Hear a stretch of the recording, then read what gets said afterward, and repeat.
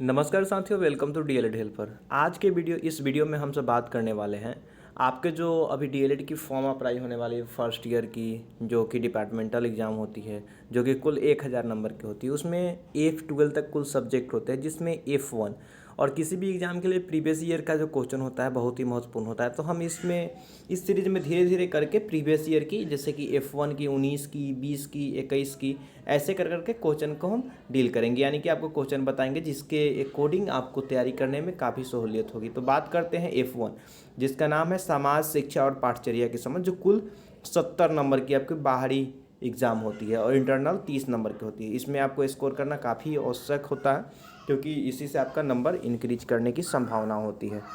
तो चलिए हम बात करते हैं F1 पेपर के बारे में। तो F1 पेपर के बारे में आपको कुल जो है खंड क और खंड ख होते हैं। खंड क में होते हैं 6 प्रश्न, जिसमें से प्रत्येक होते हैं 5 अंक के, यानी कि 75 से 100 शब्दों में जिनका उत्तर देना होता है। जैसे कि आपको सामने यहाँ दिख रहा होगा कि 4 नंबर पॉइंट में कि खंड क है, जिसमें 6 प्रश्न दिए गए हैं, जिनमें से प्रत्येक का उत्तर 75 से 100 शब्दों में देना है। प्रत्येक 5 अंक के हैं। इसके बाद बात करते हैं खंड ख के। खंड ख में कुल 5 प्रश्न है। किसी 4 प्रश्न का उत्तर 200 से 250 शब्दों में देना है, जिसके लिए 10 अंक निर्धारित है। तो आपको मतलब कुल मिलाकर खंड क में 6 प्रश्न के उत्तर देने होते हैं, जो कि 5-5 अंक के होते हैं, जो कि 70 से 100 वर्ड में देने होते हैं। और खंड ख की बात करें तो इसमें 5 प्रश्न होते हैं, जिसमें से आपको 200 से 250 शब्दों में जिनके उत्तर देने होते हैं, जो कि 10-10 अंक के होते हैं, जो कि काफ़ी आपके लिए महत्वपूर्ण है। अब बात करते हैं F1 पेपर में पिछले वर्ष यानी कि 2019 में जो क्वेश्चन पूछे गए थे उनके बारे में, जो कि 5 नंबर थे। तो 1 नंबर आप सभी का क्वेश्चन है, बच्चे के समाजीकरण में उनके माता पिता की क्या भूमिका महत्वपूर्ण है, स्पष्ट करें। तो आपका 1 नंबर जो क्वेश्चन है बच्चे के समाजीकरण से है। जैसे कि आपने अगर सीटेट का एग्ज़ाम अटैम्प्ट किया होगा, या मतलब कि आपने जो कॉलेज की कक्षाओं में पढ़ा होगा, तो उसमें आपने देखा होगा कि समाजीकरण क्या है। तो समाजीकरण से मतलब कि बच्चे की जो प्रारंभिक अवस्था है वो किस तरह से प्रभावित होती है, उसी का मतलब कि इसमें देना है। आप जब बुक पढ़िएगा तो आप इसको और क्लियर कर पाइएगा।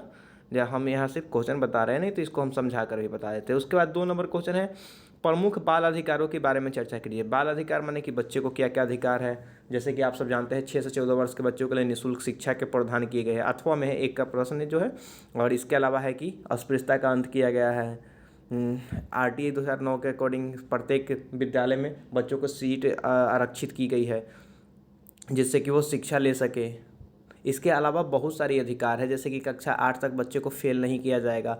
30 बच्चे पर 1 शिक्षक की प्रावधान की गई। ये सब बच्चों के बाल अधिकार है, उनके हित में कहा गया है कि बच्चे का विकास किस तरह से स्वतंत्र रूप से हो सके। 2 नंबर प्रश्न की बात करते हैं तो प्राथमिक एवं द्वितीय स्तर के समाजीकरण के उदाहरण को स्पष्ट करें। प्राथमिक स्तर के समाजीकरण से तात्पर्य है 2 नंबर जो आपका क्वेश्चन है, प्राथमिक स्तर का समाजीकरण कि जहाँ बच्चा सर्वप्रथम जन्म लेता है तो माता पिता परिवार समाज के साथ रहता है। द्वितीय समाजीकरण का जो स्तर है, तो द्वितीय समाजीकरण विद्यालय में होता है। उसके बाद कोई जो संस्था होती है जहाँ बच्चे अपने जन्म के कुछ दिनों बाद जाते हैं, अर्थात जब उन्हें बड़े हो जाते हैं, चलने फिरने लगते हैं, तब जाते हैं, तो विद्यालय में समाजीकरण की दूसरी संस्था कहा जा सकता है। तथा प्राथमिक संस्था को परिवार माता पिता भाई बहन, जहाँ उसे प्राथमिक संस्था कहा जाता है। इसके अथवा का क्वेश्चन देखें तो बच्चों के समाजीकरण में उनकी परिवेश और पड़ोस की भूमिका को समझाए, तो एकदम इजी सा क्वेश्चन है। इनकी बच्चे का जो समाजीकरण है, समाजीकरण से हमारा तात्पर्य यही कि हम समाज में रहकर समाज के रीति रिवाज को जो सीखते हैं,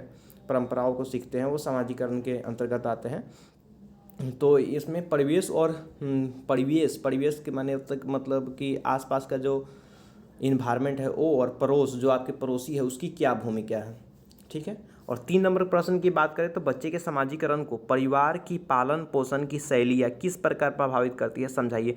तो ऑलरेडी समाजीकरण से है, तो समाजीकरण में परिवार के पालन पोषण की शैली किस प्रकार प्रभावित करेगी। मान लीजिए किसी गरीब परिवार का बच्चा जो होगा, तो गरीब परिवार में बच्चे को क्या कम उम्र में ही उसे बहुत सारी जिम्मेदारी दे दी जाती है, यानी कि वो कम उम्र में ही समझदार होते हैं। और बड़े परिवार के बच्चे को देखिए कि जो 20-22 साल का भी हो जाता है वो अपने मम्मी पापा के नज़र में बउआ ही होता है। इस तरह की जो भावनाएं हैं इन सभी को मतलब पालन पोषण शैली में क्या प्रभाव पड़ता है वो सब यहाँ पर लिखना है। आगे बात करते हैं इसके 3 के और यानी कि अथवा में है, बच्चों के समाजीकरण की प्रक्रिया में विद्यालय की भूमिका को समझाइए। तो समाजीकरण की दूसरी संस्था जो है विद्यालय होती है और विद्यालय के समाजीकरण में क्या भूमिका होती है, बस इस प्रश्न के माध्यम से हमें यही हम समझाना है, जो कि आप सब कर सकते हैं लेकिन इसको बुक पढ़ने के बाद। इसके बाद बात करते हैं कि समाजीकरण को प्रभावित करने वाले विभिन्न कारकों का उल्लेख करें, जो कि 4 नंबर क्वेश्चन है, आप सबको दिख रहा होगा। तो समाजीकरण के प्रभावित करने वाले विभिन्न कारक कैसे हो सकते हैं? माता पिता हो सकते हैं, परिवार हो सकते हैं, आस पड़ोस हो सकते हैं, विद्यालय हो सकते हैं, संस्कृति हो सकती है, रहन सहन हो सकती है, खान पान हो सकती है, पालन पोषण हो सकते हैं। इसके अलावा हम बात करें तो समाजीकरण को प्रभावित करने वाले कारण में हो सकते हैं आर्थिक कारण हो सकते हैं, राजनीतिक कारण हो सकते हैं, जो कि सभी का एक समान ही कारण होता है। ये सब आप डिस्कस कर सकते हैं। उसके बाद बात करते हैं 4 नंबर, जो कि आपकी यूनिट 1 से जो कि F1 में आपको दिया गया है। आप जब सिलेबस देखिएगा तो उसमें है अथवा वाला, ज्योतिबा फुले अपने आलेखों में प्रमुखतः किन मुद्दों को उठाया है वर्णन करें। इसके लिए आपको बुक पढ़ना होगा। आप क्वेश्चन यहाँ दे सकते हैं 4 के अथवा में क्या है। उसके बाद बात करें कि 5 नंबर की सूचना एवं ज्ञान में क्या अंतर है। सूचना और ज्ञान में क्या अंतर है, इसको उदाहरण के साथ स्पष्ट करना है। इसके बाद 5 के अथवा में जो प्रश्न है, विद्यालय के अंदर और बाहर के ज्ञान में गहरा जुड़ाव है कैसे।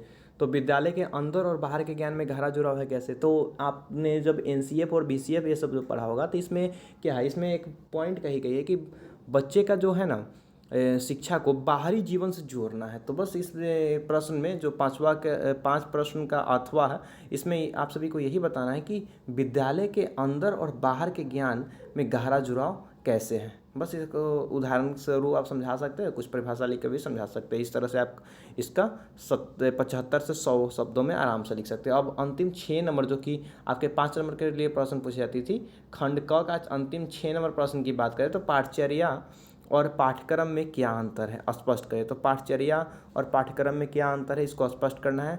आप सब जानते ही होंगे कि पाठचर्या क्या है, पाठ्यक्रम क्या है। पाठचर्या एक बृहत रूप होता है जिसमें विद्यालय के अंतर्गत या महाविद्यालय के अंतर्गत होने वाली सभी क्रियाएं सम्मिलित होती है। और पाठ्यक्रम, तो पाठ्यक्रम के अकॉर्डिंग आपका सिलेबस होता है, जिसके अकॉर्डिंग आपके कक्षा का संचालन होता है, ठीक है। और पाठचर्या के अंतर्गत पाठ सहगामी क्रिया जितने भी होती है, बागवानी हो गई, कृषि हो गई, या गायन हो गया, वादन हो गया, ये सब मतलब कि पाठचर्या के अंतर्गत आएंगी। और पाठ्यक्रम के अंतर्गत आपका सिलेबस आएगा, जिसके पढ़कर आप अपने लिखित एग्जाम को देते हैं। तो इसको आप समझ रहे हैं। और इसके अलावा कोई और सोर्स से भी इसको पता कर सकते हैं यहाँ। लेकिन आप प्रश्न देखिए जो कि प्रीवियस ईयर में आया हुआ है, जो कि आपके लिए काफ़ी महत्वपूर्ण है। अब बात करते हैं बिहार पाठचर्या रूपरेखा यानी कि BCF 2008 को मार्गदर्शक सिद्धांत का वर्णन करें। आपने देखा होगा कि NCF जो था, तो NCF जब 2005 में आया था तो उसी के बेस पे बिहार के लिए BCF, बिहार करिकुलम फ्रेमवर्क को डिजाइन किया गया था। क्योंकि बिहार की जो संस्कृति है ना, पूरी भारत की संस्कृति से थोड़ी भिन्न है, यहाँ की शिक्षा व्यवस्था थोड़ी निम्न है, इसलिए BCF लाया गया था ताकि बिहार के बच्चों को शिक्षा में कोई परेशानी का सामना ना करे। अब बात करते हैं F1 के खंड ख की, जो कि आपको सामने 2019 की क्वेश्चन पेपर डिस्कस की जा रही है। खंड ख की बात करें, जो कि दीर्घ है, दीर्घ में 200 से 250 शब्दों में उत्तर देना है, जिसमें किन्हीं 4 प्रश्नों का उत्तर देना है। तो इसमें 1 नंबर आपका प्रश्न यानी कि 7 नंबर प्रश्न है, शिक्षा नए समाज बनाने की एक प्रक्रिया है, वर्णन कीजिए, जो कि आप आराम से वर्णन कर सकते हैं। अब 8 नंबर प्रश्न देखें तो विद्यालय में बच्चों के समाजीकरण की प्रक्रिया में उसके शिक्षकों की भूमिका का उदाहरण सहित वर्णन करें।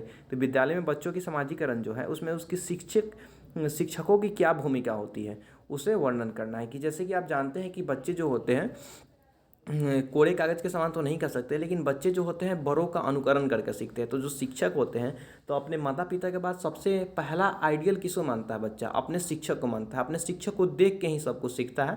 तो इस 8 नंबर प्रश्न को आपको यही जवाब देना है कि विद्यालय में बच्चों के समाजीकरण की प्रक्रिया में उनके शिक्षक की भूमिका को उदाहरण सहित वर्णन करें। तो आप पहले कुछ शब्द लिखिएगा, उसके बाद एक उदाहरण दीजिएगा कि राम नाम का एक बालक था जो कि अपने टीचर को देखता था कि इस तरह से कार्य कर रहा है तो भी इस तरह से करता था। यानी कि आपके घर में जो बच्चे होंगे, छोटे बच्चे होंगे, तो आपने देखा होगा कि वो कभी मैडम का मिमिक्री करते हैं। जैसे कि क्या एक बुक लेके आएगी, बोलेगी कि चलो बच्चों आज हम ये पढ़ते हैं, तो इस तरह की मिमिक्री जो करती है तो क्या कर रही है, वो अनुकरण करके सीख रही है ना।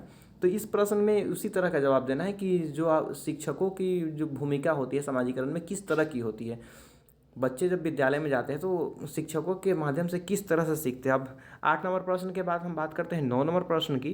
तो 9 नंबर प्रश्न में आप सभी को दिख रहा होगा कि शिक्षक शिक्षा पुस्तक के माध्यम से कवि गुरु रवीन्द्रनाथ टैगोर की कौन सी विशेषताओं शिक्षा की कल्पना की है, वर्तमान संदर्भ में इसकी प्रासंगिकता पर विचार करें।